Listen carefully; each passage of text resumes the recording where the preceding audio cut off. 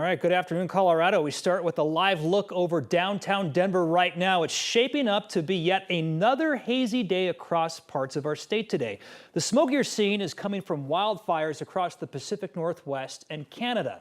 This video here is from Jasper National Park in Alberta. It had to be evacuated because of the fires there.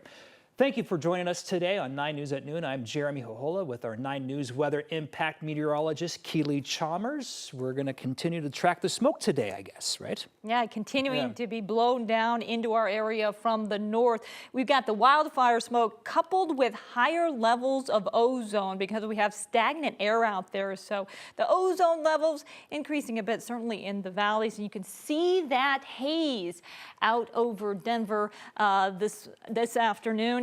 And we'll continue to see that wildfire smoke becoming a bit more widespread today, but it will be dissipating a bit as we head into the afternoon. That wildfire smoke a little bit heavier across the mountain areas this afternoon before it does start to clear out. But we do have another air quality alert in place for really all of eastern Colorado. That includes the I-25 corridor out to the east, again, for ground ozone and that wildfire smoke, a little bit of particulate matter in the atmosphere, and that does create some poor air quality, especially for those in those sensitive groups. Might want to limit their time outdoors, avoid any strenuous activity outdoors as we head into the afternoon. The other big story is we're going to be warmer today. Temperatures climbing into the mid-90s under that ridge of high pressure. We're at 88 right now in the metro area, 79 in Greeley, 83 in Colorado Springs, 78 in Eagle, 89 already in Grand Junction. So for today, again, expect another hazy day, more smoke, air quality impacts certainly.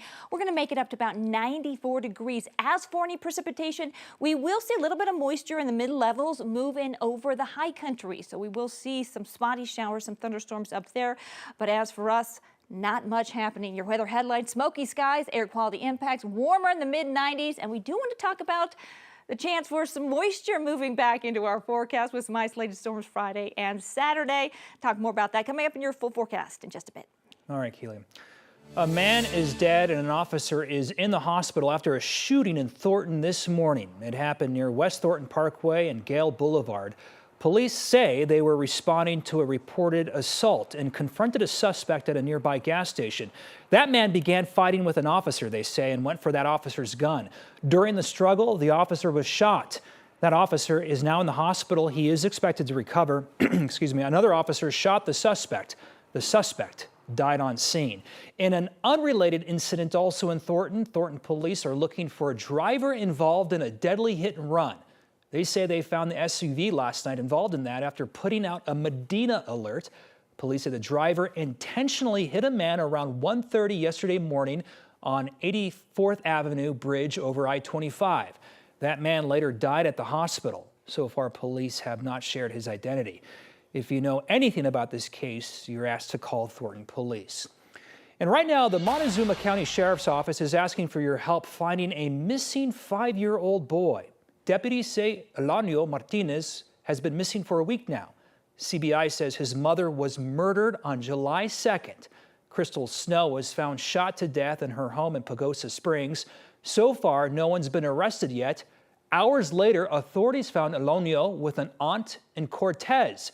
Then on July 16th, a court order gave the emergency state custody of Elanio. But that same day, investigators say someone saw the boy leaving the area with his father, Charles Martinez.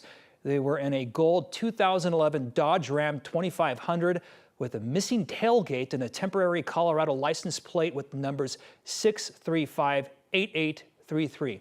If you see Martinez or that truck, you are asked to call 911. A man who pleaded guilty to killing his mother, then setting their home on fire in Castle Rock, has been sentenced to 48 years in prison. It happened 2 years ago. Castle Rock police responded to a house fire in a neighborhood off Founders Parkway and found Elizabeth Barlow dead inside. Court records show Barlow filed a restraining order about a year earlier against her son, Matthew Buchanan, saying he was threatening her. Police found Buchanan a week after the fire in Florida and arrested him there. This morning, he was sentenced to a consecutive 48 years for second-degree murder, among other charges. This afternoon, a woman in Wheat Ridge is searching for answers after a cemetery forced her to cancel services for her brother one day after his funeral. Ollinger Crown Hill Cemetery says a mistake was made several years ago, and they didn't notice that mistake until hours before the funeral was set to take place. 9 News reporter Brianna Clark shares how the incident unfolded. That family still waiting to say their final goodbyes. I've been chatting with a spokesperson here at the cemetery. She tells me many years ago a mistake was made and no one noticed it until they started getting ready for this funeral. This is where Valerie Baskerville's brother David was supposed to be laid to rest last month. Behind this slab of stone are 6 community crypts. Valerie owns 3 of them, one for David, one for her mother, and one for herself. She picked this spot because it's close to another family member. Ollinger's spokesperson says when they sold these spaces to Valerie, 3 people were already buried here, and no one checked to see if they could access the remaining spaces. Then last month, right before David's funeral, the cemetery discovered another casket was blocking the door to get into the community crypt, and they say moving it could cause damage to the structure. I prepared for this 3.5 years ago, these 3 plots, so we could be buried next to my brother. I've tried to find out where I could bury him somewhere else. It's costing anywhere between $10,000 and $12,000, which I don't have. It's taken a toll on my mom. It's taken a toll on our whole family. All I want them to do is make this right. After a lot of back and forth yesterday, it looks like the cemetery is trying to make this right. They tell me they have found a way to fix the problem. I'm told they will open the space this week and it will be available for the family next week. Reporting in Wheat Ridge, Brianna Clark, 9 News. And this afternoon, Colorado Senator Michael Bennet is changing his prediction for the 2024 election. When President Biden was still on the ticket, Bennet said Republicans would win in what he called a landslide.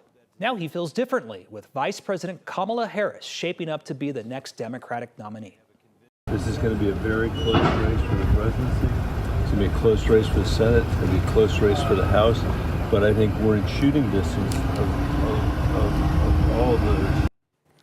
A new poll shows, as of right now, Bennet may be right. The poll is just from the last 2 days. It has Vice President Kamala Harris with a small lead over former President Donald Trump. And this is from Reuters and Ipsos. It shows Harris with 44% and Trump with 42%. In the last poll the two did earlier this month, Harris and Trump were tied. That was before President Joe Biden withdrew from the race. This new poll also shows 83% of registered voters support Biden's decision to drop out. Also today, President Biden is expected to address the nation for the first time since he ended his bid for re-election. He will be speaking from the White House. Biden says he'll be giving a detailed explanation as to why he decided to leave the presidential race. That is set to start at 6 o'clock on Mountain Time.